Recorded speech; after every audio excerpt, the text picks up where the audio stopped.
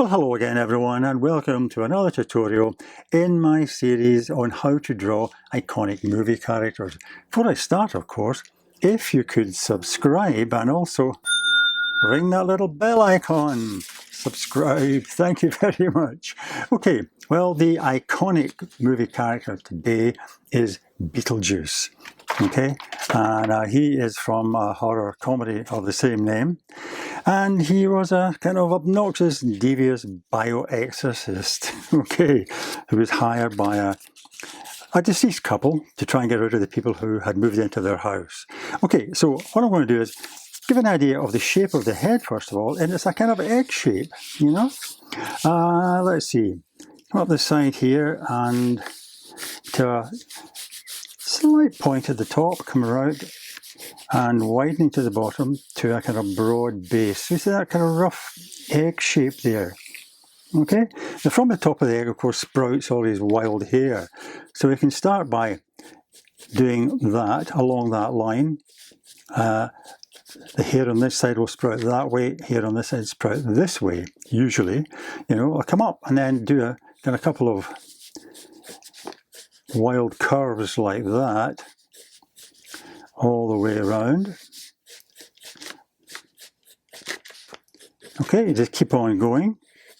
There's a shorter bit here, and then as you come further down, it gets longer. I'll continue with that in a second, but just to give an idea how that starts. And can you see that kind of wild tangled look to the hair here? Okay, now down to just above the centre of the egg there, just above the centre, you get the eyes in that line there. So start the corner there, and they're wide open. Okay, so this eye goes up quite high and then across the top and down, that kind of shape there. The bottom, a slightly less curve, right? Then the actual pupil of the eye sits in there, just at the bottom. So there's lots of white showing at the top there, with the iris in the middle there, like that. A couple of highlights, one there, one there. The other one, the distance of an eye, take it over to about here, say. But here, yeah, a bit more than the distance of an eye actually, but an eye and a half, I think, to there. Again, quite wide open, quite high at the top there, coming up like that, and slight curve at the bottom, and again a pupil, centre, so there's plenty of white showing there. Yeah, that kind of startled look. Okay, and high above that, up to be here, you get his eyebrows. Now, you hardly see his eyebrows because they're kind of coloured in with the dark shape around his eyes. As a kind of dead person, you get the sense of the kind of skeleton sockets, you know, that all this shape will be dark, shaded in. So I'm just going to draw the shape for you just now as it comes down below the eye. It comes up like that, so all that will be dark.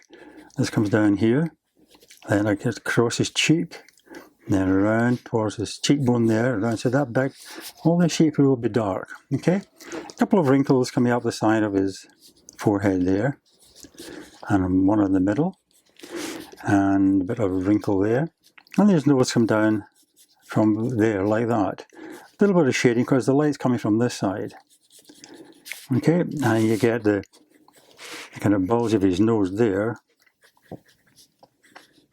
tip of his nose, and then you're looking up slightly underneath, so you get his nostrils. One appears about here, another one about here, flaring kind of nostrils, you know, and the side of his nose there, like that. And then of course you get, because he's kind of had his mouth wide open, you get these lines coming down from the side of his nose, coming out quite wide, like that. Now, there's quite a distinctive look to his mouth, and if you start just below the nose here, the top lip, make it a kind of bow shape, come down, make it quite wide, stretching it out towards this line here, which is quite wide, as I said, and this curves down like that, and then the underneath, there's a lot of shadow in here before you get to the rotten teeth, but you make it like that, kind of double it up slightly, get kind of wrinkles in there, and bring it down like that. The bottom part of the mouth is quite distinctive because it doesn't go in a curve. It comes down almost in a straight line like that to a point, and then kind of back up again. So you get that quite distinctive shape. See that? For the bottom lip here. And then you get the line of teeth, which again is kind of quite a tight bite, so you get that kind of curve there. But of course the teeth are all pretty mottled and rotten, so you want two big teeth at the front here. That, then going around that type curve there, you get some more teeth showing as they go around into the shadows. And then there, like that. Okay, and a couple of the broken teeth showing at the bottom.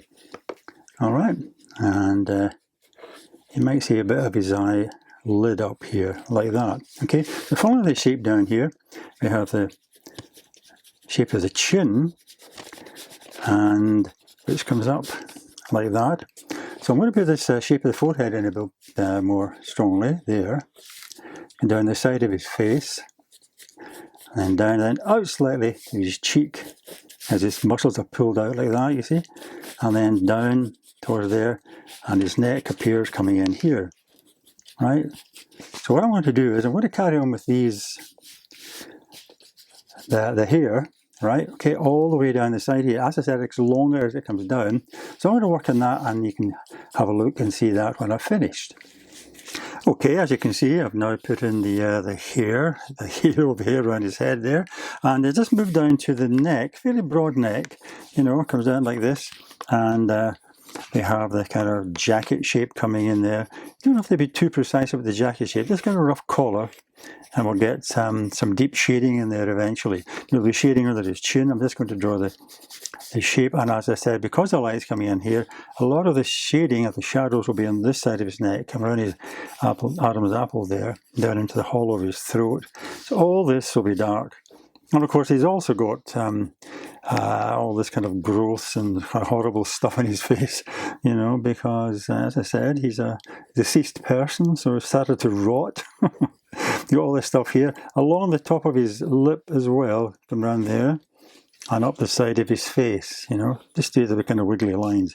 Okay, so I'm going to go back to the top now, and I'm doing this so that it doesn't smudge the pencil lines too much. And, you know, there'll be darker shading around the kind of base of the hair here, so if you want to kind of do that, you know, and darken that up a bit, you know, and not all the way around, but mostly like that, you see? Gives a bit of depth, leave some of the hairs so that they kind of stand out. You know, walk right round like that, and down here, as I said, this side is darker because of the shading, so you can put a bit more shading on this. You can either follow the lines of the hair like that, or you can just use a bit of shading, build up the darkness by doing that, at the same time as perhaps making sure that you've got a bit of delineation between the bits of hair here standing out. Okay, so I'll work round like that, but before I do, I'll show you how to start off with shading up here. And you've got a bit of shading across the forehead here. Again, you can use parallel lines like that, or a circular motion to shade. It's up to you. You want to try and keep it nice and sketchy in a way, quite arty, you know. And as I said, the two eyebrows be quite dark.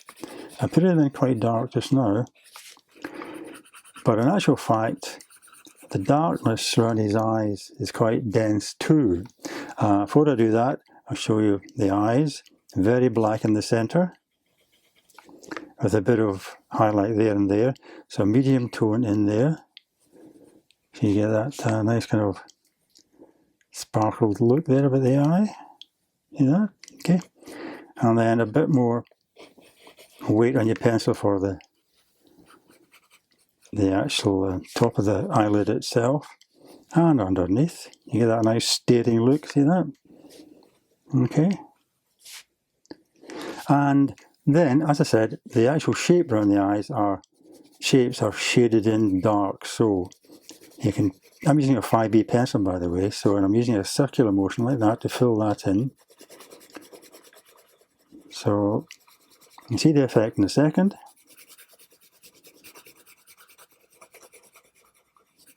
like that. You can just about discern the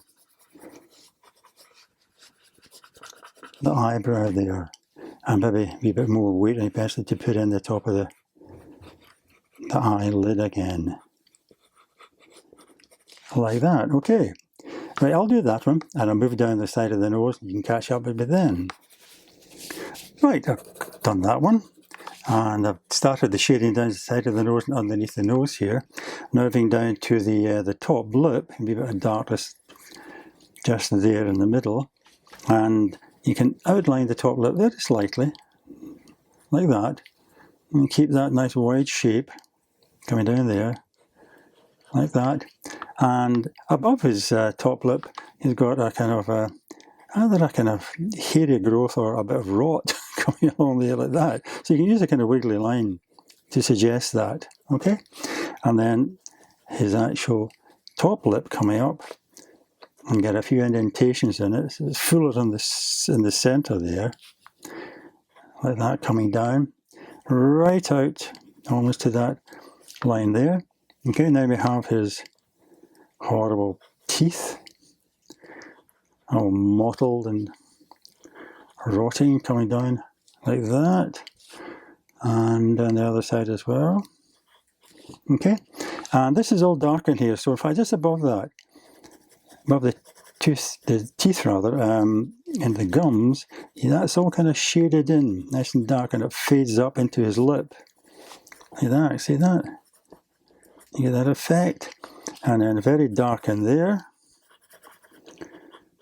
and of course, and coming down towards his bottom teeth, which just show, and no more, a couple of rotting teeth there, like that.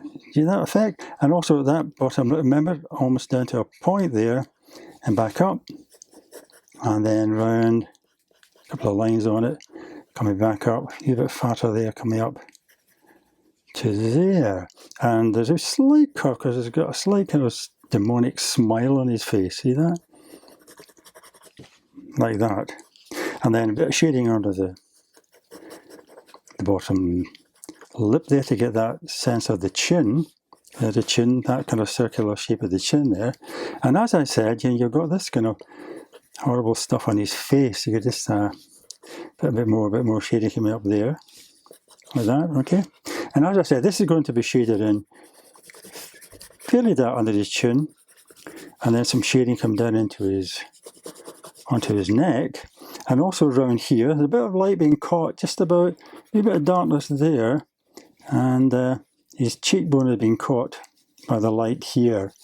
So I'm going to shade all that in, get a bit of a light and shade in that, okay, right around his chin as well, and also down the side of his neck. So let's see how it looks when I've done that.